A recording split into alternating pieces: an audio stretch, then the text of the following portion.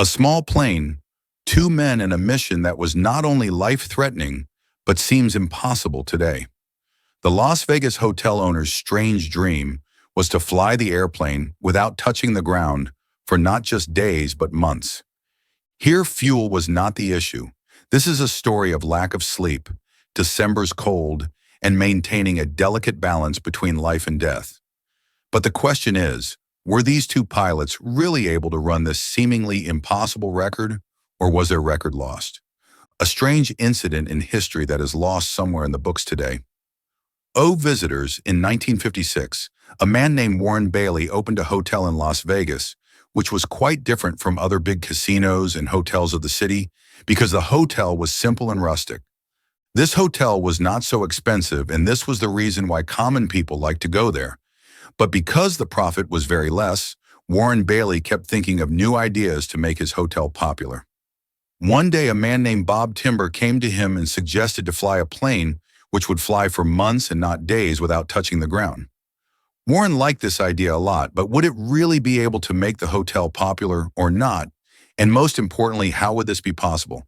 It is important to understand here that when the airplane was invented, its flight time was first recorded in seconds. It was important for pilots and mechanics to know how long an airplane could fly in the air. And in 1923, the U.S. Army solved this problem by refueling a plane from another plane in the air. Just after that, the first record of endurance flight was broken immediately. The first world record was broken by a DH-4V plane. America was crazy about endurance flight, and in 1929 alone, this record was broken 5 times. But by the time Bob Tim was giving this idea to Varun, the power of this world record had been broken to a great extent. Because now the question is not about the limits of the engine or fuel tank of the plane. Bob Tim was talking about running a world record which was made in 1949 by 2 Navy pilots by keeping an airplane named Aranca Sedan in the air for 46 days, and their purpose was also highlighted a lot in the media. Warren Bailey, the owner of Hacienda, liked this idea to promote his hotel and requested Bob Tim to complete this mission.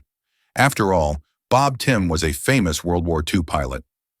Tim first went to McCarran Field Airport and bought a Cessna 172 and also hired a mechanic to modify the plane for endurance flight. First of all, he removed the co-pilot seat because if Tim had to fly a plane, then he would have to sleep on a fuel pad. And both the pilots will fly the plane in shifts. One pilot will handle the controls and the other will sleep on a fuel pad placed in the co-pilot's place.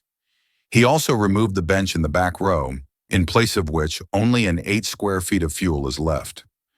After that, he also installed a 95-gallon Bailey tank so that there is an extra fuel tank in addition to the wings of the plane. An electric winch was also installed in this belly tank to fill fuel during flight, which they removed the co-pilot's door and replaced it with a folding door, which would provide easy access to the fuel port of the belly tank. Today, hanging from a flying plane is only seen in movies, but in those days it was a common thing. Here, to make defueling less dangerous, a small folding platform was also made outside the co-pilot's door, so that by standing on it, the pipe could be connected to the port of the belly tank, and this platform could be used to play. They also made many changes in the engine of the plane and wrote big Hacienda outside the plane, which was the most important objective of this entire mission. Now it was time to do test flights. Test flights began in the summer of 1958. Tim had first hired Joe as a pilot, but the two did not get along well. During the test flights, both of them often used to disagree with each other on some issue or the other. The first test flight failed, the second one failed, and the third one failed. The problem was in the exhaust valve of the plane's engine, which was getting heated repeatedly. They launched the mission 3 times but failed miserably. Moreover, at the time when they were trying to make a new world record, their failed test flight was also going on. At the same time, Jim Heath and Bill Burkett, pilots above Dulles, had already succeeded in making a new world record by staying in the air for 50 days on the same Cessna 172 aircraft. Tim solved all the problems of the aircraft till December and finally landed on the 4th D. At that time, officials of the International Federation of Automobiles, FAI, were also present there, who were monitoring the mission. To avoid charges of fraud, Tim and his new co-pilot, John Cook, took off, and came back to the runway so that a chase car could paint a special white paint on the tires of the plane. After 12 hours, when the time for the first refueling came, both came on a predetermined road where a refueling truck was already present. As soon as the plane came in line with the road, the truck driver had to press the accelerator to full speed, because the truck could not go faster than this. When the Hesse end came just 20 feet above the truck and both were aligned, the co-pilot took out the winch and threw it down. The workers present in the truck put a pipe on this winch. For the next 3 minutes, the Hesse end and the truck were right together. During this time, if even a small mistake was made or the speed of either of them increased or decreased, the only result was death. When the belly tank was full, the co-pilot removed the pipe. If they were to break the world record of 50 days, this process would have to be repeated at least 100 times.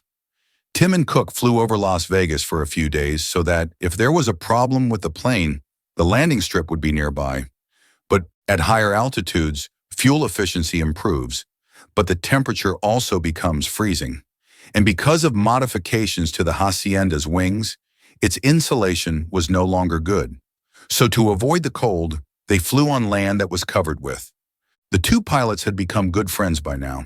They spent their free time reading books, doing access and chatting.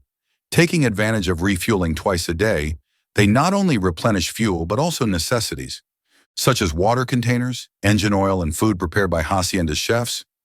Here a question must be arising in your mind that where did the food he ate go? That is, where did he use the toilet? He used a folding chair in the plane. Actually, he used to empty these plastic bags full of waste over the deserted fields of California. He never told this himself, but after the death of the co-pilot, his wife told him. Now Tim and Cook had spent 36 days in the air. Both of them were facing a lot of crampedness in the plane cabin due to the injuries. They were not able to sleep properly due to the noise of the plane engine. One night it happened that Tim fell asleep while sitting on the controls, and this was just before the start of the co-pilot's shift. Surprisingly, Tim did not wake up for the next 1 hour, and the plane kept flying straight on the strength of the autopilot only. When Tim woke up, the plane was flying at low altitude inside a canyon at an unknown place. On the 39th of January, i.e., a serious problem occurred in the plane. The plane's generator failed, meaning the radio, lights, heater, and the system for pumping fuel from the belly tank into the wings would no longer work. The ground crew set up a small and fuel had to be pumped manually during the remaining days. The refueling process became very difficult at night because there were no lights. At the end of the day, when there was a new moon, they fixed a flashlight on the winch. The problems became more and more serious. The plane's fuel gauge failed, the tachometer failed, and carbon deposits began to form in the engine. As the time to break the record on January 23rd approached, Hacienda finally got the publicity she wanted. Bell made a schedule of passing over every major city and published it in newspapers so that people could see the plane and cover this historic moment. Once he sent a separate plane full of photographers who, to make this moment perfect, co-pilot Cook even pretended to get out of the plane and clean the windscreen. The newspapers published this picture, and the whole country started paying homage to this historic flight on 23rd January at 3:52 p.m. But after all the hard work and difficulties they had faced in breaking this record, Tim and Cook decided that they will not land for the time being, let it continue as long as it can, and thus they spent 14 more days in the air. Finally, the plane was not capable of flying anymore. On 7th February 1959, after staying in the air for a full 64 days, 22 hours, 19 minutes, and 5 seconds, they finally asked for landing permission from the control tower of McCarran Field and landed the plane. The press was present at the landing, and people from across the country came to the airport to witness this historic moment. This included supporters, record officials, journalists, Tim's wife and children, and the entire staff of the Hacienda Hotel. Officials also confirmed that the white tire paint was intact, meaning the plane did indeed stay in the air for 64 days without landing. In 2015, the FAI officially discontinued piloted endurance records because of the risk of loss of life.